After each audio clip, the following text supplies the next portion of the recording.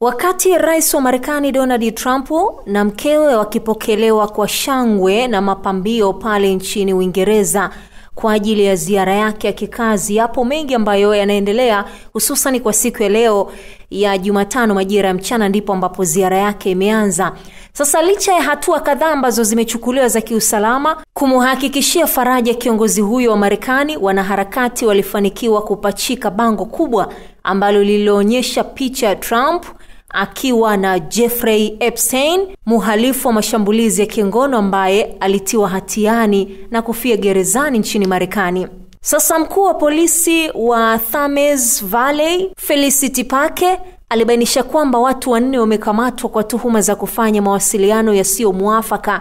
Hii ni kutokana na ubandikwaji wa bango hilo katika kasri la Windsor, jengo kongwe kabisa lenye miaka takriban 100 na ambalo bado linatumiwa na wafalme. Trump alipangiwa kuingia kwa msafara wa magari ya farasi na hata kukaribishwa siku ya leo ya Jumatano mchana kwa gwaride, bendi maalum na kisha kuhudhuria tafrija ya chakula. Uingereza iliahidi kwamba hii itakuwa ni sherehe kubwa katika kuwahi kufanyika kumpokea kiongozi wa kigeni katika historia yake ya hivi karibuni.